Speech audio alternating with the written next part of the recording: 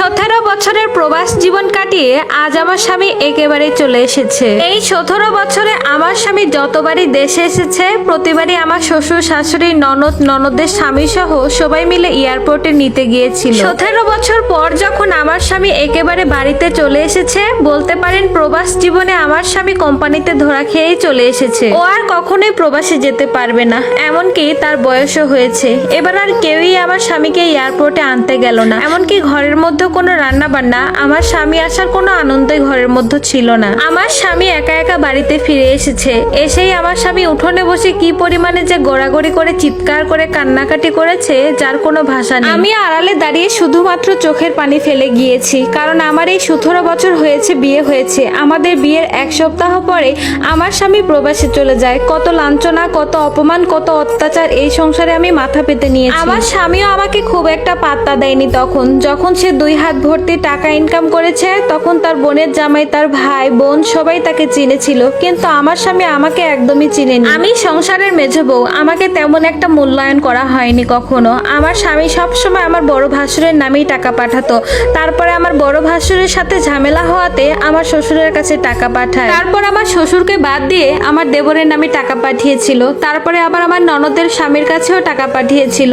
কত যে হাত বদল হয়েছে এই টাকা পাঠানোর সময়, কিন্তু কখনোই আমার কাছে কোনো টাকা পাঠানো হয়নি। তার টাকার উপর আমার কোনো হকই ছিল না, শুধুমাত্র তার সংসারের দাসীবান্দি ছিলাম। আমার স্বামীর কাছে যখন এই সংসারের এত অপমান, এত অত্যাচার আমি শেয়ার করতে যেতাম, তখন বলতো তোর ভালো না লাগলে তুই তোর বাপের বাড়িতে চলে যা, কিন্তু তুই আমার পরিবার নিয়ে আমার কাছে কখনো কোনো নালিশ করতে পারবি না। তাই আমি কোনো নালিশও করতাম না, শুধুমাত্র আমার স্বামীকে এতটুকুই বোঝাতে চাইতাম এই সংসারে আমার কোনো কিছুরই দাম নেই, শুধুমাত্র এই সংসারে আমি কাজের বুয়া ছাড়া আর কিছুই না। আমার স্বামী যেহেতু বিয়ের অল্প দিনের মধ্যেই প্রবাসে চলে গিয়েছিল, সেহেতু আমাদের কোনো সন্তানও হয়নি প্রথম 5 বছর। আমার স্বামী 5 বছর পর দেশে ফিরেছেন। এই 5 বছরে আমার শ্বশুর বাড়িতে গায়ে হাত তোলা থেকে শুরু করে কি কি করেছে তার বর্ণনা দিয়ে আমি শেষ করতে পারবো না, কিন্তু কোনোদিন কারো কাছে কোনো কিছুরই সান্ত্বনা পাইনি। আমার বড় ভাসুর আমাকে বহুবার লাঠি পেটা করে বাড়ি থেকে বের করে দিয়েছে, তারপর শাশুড়ি গিয়ে আমাকে আবার নিয়ে এসেছে। ওভাবেই বাবা মায়ের সন্তান ছিলাম আমি,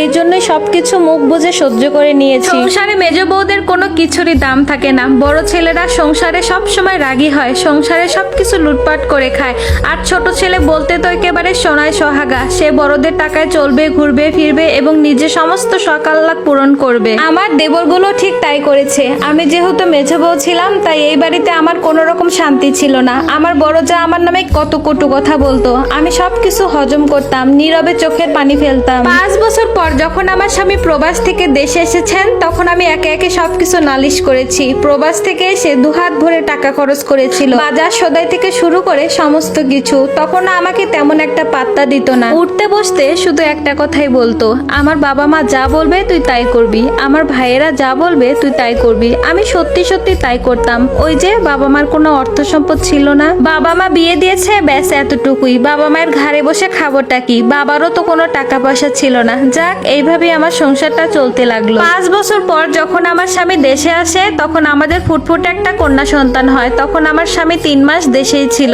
আদর, মহব্বত, ঝগড়াঝাটি সবকিছু মিলিয়ে ওই 3 মাস যে কিভাবে কেটে গেল টেরি পেলাম না। তারপর আবার প্রবাস জীবনে চলে গেল। তারপর আবার 3 বছর পর ফিরেও আসলো। এই 3 বছরেও আমার সুখ হলো না। আমার সন্তান বড় হলো, যা কামাই করতো সমস্ত কিছু তার বাবা ভাই বোনের কাছে পাঠিয়ে দিত। তারা ইচ্ছা মতো খরচ করতো। কেন এত খরচ হলো, কেন এই টাকাটা জমা থাকলো না, কোনো কিছুরই হিসাব আমার স্বামী ওদের কাছে চাইতো না। এতেও আমার কোনো অভিযোগ ছিল না, শুধুমাত্র আমি একটু আলাদা থাকতে চেয়েছিলাম। আমাকে যেহেতু কেউ পছন্দই করে না, তাহলে আমাকে আলাদা করে দাও। আমি আমার মেয়েকে নিয়ে একটু শান্তিতে থাকতে চাই। 3 বেলা ভাত না খাই, আমি 1 বেলা ভাত খেয়ে থাকবো, তাও আমাকে আলাদা করে দাও। এই কথা শোনার পর আমার স্বামী আমার উপরে অনেক রেগে যায়, আমাকে অনেক নোংরা নোংরা কথা বলে। আমি নাকি পরপুরুষে লোভে পড়েছি, সেই জন্যই আলাদা হতে চাই। যখনই আমার স্বামী একথা আমাকে বলেছিল, তারপর থেকে আমি আর আমার স্বামীর কাছে কোনো কিছু নিয়ে নালিশ করিনি, নীরবে আমি শুধু কাটিয়ে দিয়েছি। বিয়ের 5 বছর পরে এসে যখন একটা কন্যা সন্তান হলো, তার 3 বছর পরে যখন আবার আসলো, তখন আমাদের একটা ফুটফুটে ছেলে সন্তান হয়েছিল আলহামদুলিল্লাহ।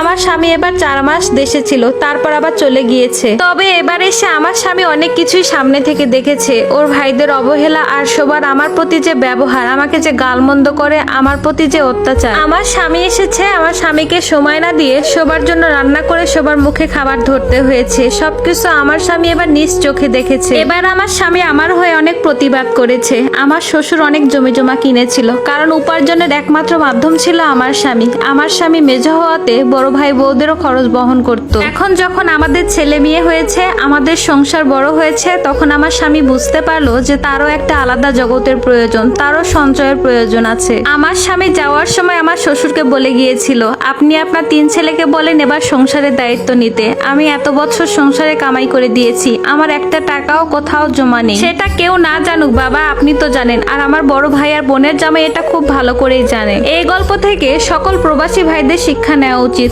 আপনারা পরিবারে টাকা পাঠান, কিন্তু নিজের আখেরটা আগে ঠিক রাখবেন। মনে রাখবেন, স্বার্থের দুনিয়াতে স্বার্থ ছাড়া কেউ আপনাকে চিনবে না।